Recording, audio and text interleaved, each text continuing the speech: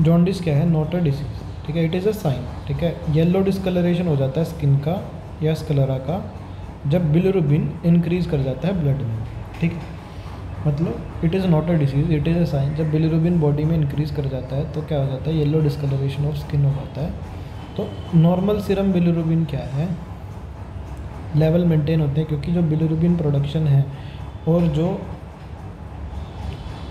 Biliary excretion है, rate of hepatic intake, conjugation and biliary excretion, bilirubin production और rate of hepatic intake या conjugation या biliary जो excretion है वो बराबर होता है, ठीक है। मतलब जो rate of hepatic intake, conjugation और या जो बाइलरी एक्सक्रीशन है वो बराबर होता है। इस वजह से बिलिरुबिन का जो नॉर्मल सीरम बिलिरुबिन है, सीरम के अंदर जो लेवल है वो मेंटेन होता है, क्योंकि बिलिरुबिन प्रोडक्शन और जो rate of hepatic intake, conjugation और बाइलरी एक्सक्रीशन है वो मेंटेन रहता है। तो कॉजेज ऑफ जॉन्डिस क्या है? एक तो या तो ओवर प्रोडक्शन हो जाए बिलिरुबिन का, ठीक है, ज़्यादा हीमोलिसिस की वजह से, ज़्यादा ब्रेक डाउन ऑफ ब्लड की वजह से, या फिर reduced uptake in liver, liver ही कम उठाए due to inter hepatic lesions, ठीक है, मतलब हिपैटिक के अंदर कुछ लीजन्स बन गए, या इम्पेयर्ड कंजुगेशन, ठीक है, कंजुगेशन ना हो,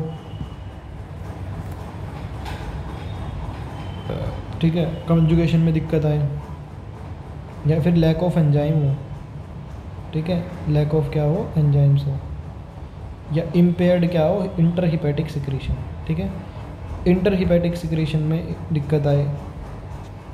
अब ये किसी भी चीज़ से आ सकती है, या तो हिपैटिक डैमेज हो गया, ठीक है, या कोलेस्टेसिस हो गया, मतलब बाइल के अंदर वो हो गई, दिक्कत आ गई, या फिर due to biliary obstruction. Extra hepatic में क्या है? Due to bile duct obstruction, मतलब बाइल डक्ट में कुछ भी ऑब्स्ट्रक्शन आ जाए तो वो क्या होता है? एक्स्ट्रा हिपैटिक होता है। देख, ये तो क्या है? इंट्रा हिपैटिक, ठीक है। ये बाकी सारे क्या हैं? हिपैटिक, मतलब कुछ भी हिपैटिक सिस्टम में, लीवर में दिक्कत आ गई, कॉन्जुगेशन में दिक्कत आ गई, लैक ऑफ एंजाइम है, इंटर हिपैटिक सिक्रीशन में दिक्कत आ गई, हिपैटिक कुछ डैमेज हो गया, कुछ इंटर हिपैटिक कोलेस्टेसिस हो गया, कुछ बाइलरी में ऑब्स्ट्रक्शन आ गई, ठीक है, ये तो सारे क्या है? हिपैटिक। और ये क्या है? पोस्ट हिपैटिक या एक्स्ट्रा हिपैटिक, पोस्ट हिपैटिक, ठीक है।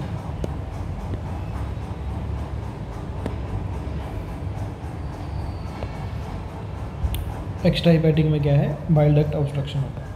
तो अभी सेनाइल इरिथ्रोसाइट्स का क्या होता है? इसका ये ग्राफ है, ये लाइस हो गए, ठीक है, स्प्लीन के अंदर, ग्रेवयार्ड ऑफ आरबीसी, ठीक है।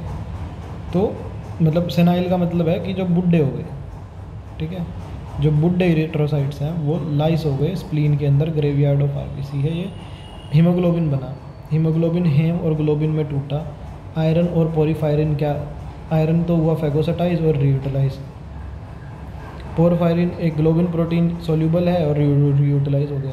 पोरफायरिन क्या है? नॉन आयरन कंटेनिंग पिगमेंट है, बिलिरुबिन में ये कन्वर्ट हो जाता है, ये इनसोल्यूबल होता है, इसको अनकंजुगेटेड बोलते हैं।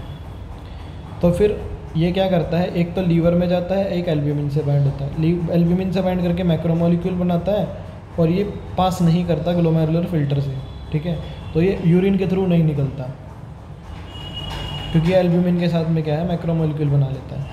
फिर ये कंजुगेट हो जाता है ग्लूकोयूरोनाइड के साथ में, ठीक है, तो फिर ये एक्सक्रीट आता है बाइल में as bilirubin diglucuronide, conjugated bilirubin बोलते हैं इसको, बाइलिरुबिन डाई ग्लूकोयूरोनाइड। ये इंटेस्टाइन को रीच करता है, ये इंटेस्टाइन को रीच करता है, ये रिड्यूस होता है by bacteria to form urobilinogen, ठीक है।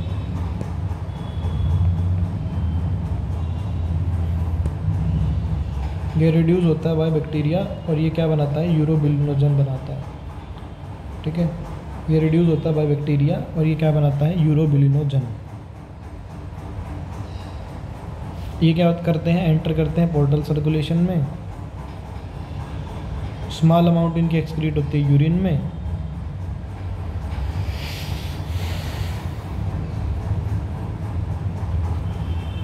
और ये अनएब्जॉर्ब्ड होते हैं, ऑक्सीडाइज होते हैं स्टेरसोबिलिन में, यूरोबिलिन में, pigment of ficus.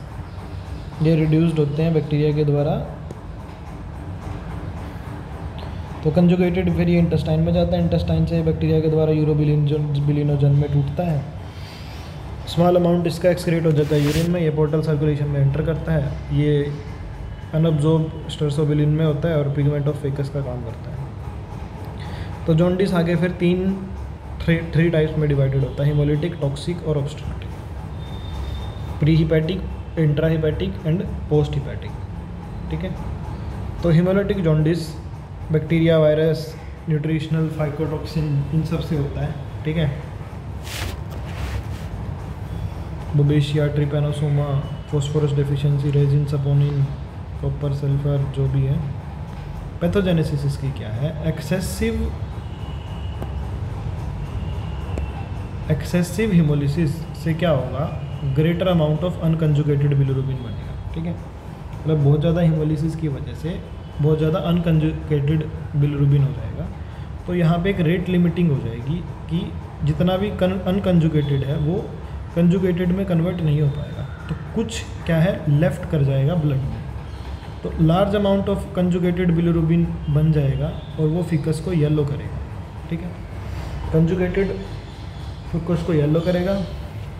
And when excessive quantities of urobilin is formed, ficus intense yellow colour. ठीक है, जब एक्सेसिव अमाउंट में यूरोबिलिन बनेगा तो वो फिकस को इंटेंस येलो कलर देगा। ठीक है, और यही रिस्पॉन्सिबल होता है अबनॉर्मल इंटेस्टाइन येलो कलर।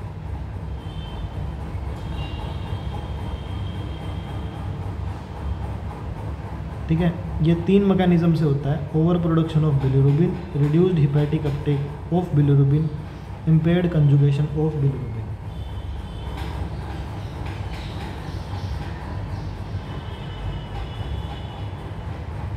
ठीक है, तो excess quantity of urobilin form होता है, फिकस को इंटेंस येलो करता है और ये एबनॉर्मल इंटेस्टाइन येलो यूरिन निकलता है।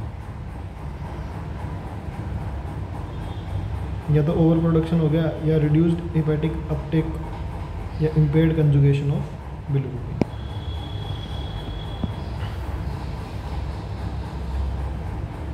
फिर ये भी बैक्टीरिया से होता है, इन्फेक्शियस कैनाइन हेपेटाइटिस, फाइटोटॉक्सिन, क्रोटोलेरिया, केमिकल से, फॉस्फोरस से, क्रोनिक कॉपर पॉइजनिंग से।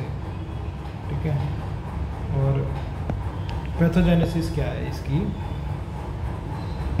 जब हिपेटोसाइट्स नेक्रोस होंगे तो लीवर जो है वो not able to convert normally formed unconjugated bilirubin. जब हिपेटोसाइट्स की नेक्रोसिस होगी तो वो कन्वर्ट नहीं कर पाएंगे नॉर्मली जितना भी अपना अनकंजुगेटेड बिलिरुबिन मिला है। ठीक है, क्योंकि डिस्ट्रक्शन इसमें नॉर्मल होगा। तो डीजनरेटेड सेल्स क्या हो जाएंगी, स्वॉल कर जाएंगी। जो डीजनरेटेड सेल्स हैं वो स्वॉल कर जाएगी, डिसऑर्गेनाइज कर जाएगी और बाइलरी कैपिलरीज ब्लॉक हो जाएगी। तो जितनी भी हिपैटिक सेल्स जो हैं वो स्वॉल कर जाएगी और conjugated bilirubin escapes into sinusoid and enter general circulations. ठीक है, एंड एक्सक्रीटेड थ्रू यूरिन। ठीक है, तो जो कंजुगेटेड बिलिरुबिन है वो साइनोसिड्स के थ्रू जनरल सर्कुलेशन में आ जाएगा और एक्सक्रीट हो जाएगा थ्रू यूरिन। तो ब्लड के अंदर क्या है, दोनों है, कंजुगेटेड और अनकंजुगेटेड बिलिरुबिन। ठीक है, हिपेटोसाइट्स नेक्रोस हो जाएगी, कन्वर्ट नहीं कर पाएगी अनकंजुगेटेड बिलिरुबिन को, डीजनरेटेड सेल्स स्वॉल कर जाएगी जिसकी वजह से बाइलरी ब्लॉक हो जाएगी। कंजुगेटेड बिलिरुबिन साइनोसाइट्स में चला जाएगा, जनरल सर्कुलेशन में एंटर कर जाएगा, एक्सक्रीट होगा थ्रू यूरिन। ब्लड के अंदर कंजुगेटेड और अनकंजुगेटेड बिलिरुबिन होगा। ठीक है, अभी obstructive jaundice,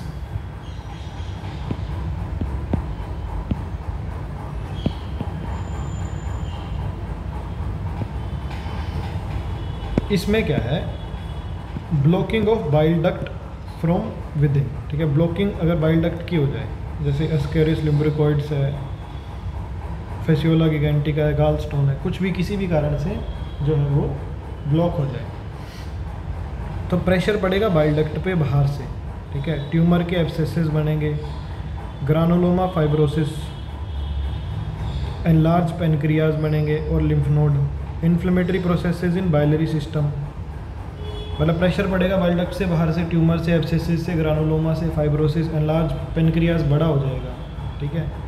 lymph nodes, inflammatory processes, cholangitis, cholecystitis, fascioliasis, dicrocoelium dendriticum और closure of bile duct orifice in duodenum and duodenitis, thickening of mucosa. तो क्लोजर किसका हो जाएगा बाइल डक्ट का, किस में, ड्यूडेनम में, और थिकनिंग हो जाएगी म्यूकोसा की।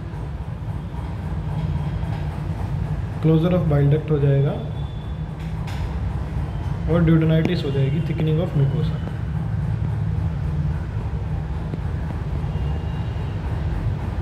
तो ऑब्स्ट्रक्शन अगर हो गया नॉर्मल फ्लो ऑफ बाइल का, जिससे रिगर्गिटेशन ऑफ बाइल हो जाएगा, मतलब अगर ऑब्स्ट्रक्शन हो गया बाइल का तो उससे बाइल रिगर्गिटेट कर जाएगा, तो जो प्रोडक्शन है कंजुगेटेड और अनकंजुगेटेड बिलिरुबिन की वो नॉर्मल है। बाइलरी स्टेसिस की वजह से due to extra hepatic cholestasis, pressure और वर्म और inflammation, no urobilinogen is formed since bile is not entering the intestine. तो बाइलरी स्टेसिस की वजह से, बाइलरी में रुकावट की वजह से जो है वो कोई यूरोबिलिनोजन नहीं बन पाएगा, कोई यूरोबिलिनोजन एंटर नहीं कर पाएगा, ठीक है। तो फिकस कैसा हो जाएगा, ग्रीसी और ग्रे कलर का हो जाएगा। फिकस कैसा हो जाएगा, ग्रीसी और ग्रे कलर का हो जाएगा ड्यू टू फेलियर और fat emulsification and lack of faecal pigment, ठीक है। ना तो इसमें फैट इमल्सिफाई हो पाएगा और इसमें क्या हो जाएगा, लैक ऑफ फिकल पिगमेंट, ठीक है। फिकल पिगमेंट इसमें लैक करेगा। And urine is not containing urobilin, ठीक है। यूरिन के अंदर क्या है, कोई भी यूरोबिलिन नहीं है, ठीक है। So clotting defects will occur due to failure of production of vitamin के।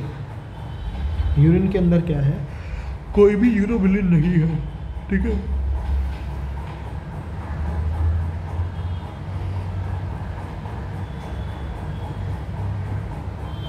तो क्लोटिंग डिफेक्ट इसमें क्यों आ जाएंगे, क्योंकि विटामिन के जो है वो क्या होता है, फैट सोल्यूबल होता है। तो अगर फैट ही इसमें डाइजेस्ट नहीं होगा, ठीक है, तो विटामिन के नहीं इसमें प्रोड्यूस हो पाएगा या एब्जॉर्ब हो पाएगा, और उसमें वो प्रोथ्रोम्बिन फॉर्मेशन में हेल्प करता है। किसमें, प्रोथ्रोम्बिन फॉर्मेशन में।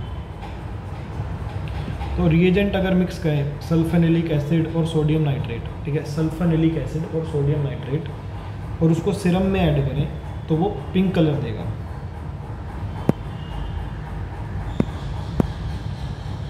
ठीक है। सल्फेनिलिक एसिड एंड सोडियम नाइट्रेट अगर हम ऐड करें तो वो सिरम में पिंक कलर देगा। तो अगर कोलेबिलिरुबिन है तो उसके साथ वो इमीडिएट रिएक्शन देगा। इसकी नहीं, मैं उसमें लिख लेता हूँ। तो सिरम में अगर हम इसको रिएजेंट डालते हैं सल्फेनिलिक एसिड और सोडियम नाइट्रेट को, तो वो पिंक कलर देता है, ठीक है। तो अगर ऑब्स्ट्रक्टिव जॉन्डिस है, ठीक है, तो वो क्या है, डायरेक्ट टेस्ट देगा, मतलब इमीडिएट रिएक्शन करेगा। अगर हेमोलिटिक जॉन्डिस है तो वो इनडायरेक्ट टेस्ट देगा, मतलब उसमें अल्कोहल डालना पड़ेगा, उसके बाद वो रिजल्ट देगा, ठीक है, कलर देगा। और अगर टॉक्सिक जॉन्डिस है तो वो टेस्ट कलर इमीडिएटली डेवलप करेगा डिपेंडिंग ऑन द स्टैंडिंग, कितनी देर तक उसको रखेंगे, और ये बायोफिजिक टेस्ट देगा।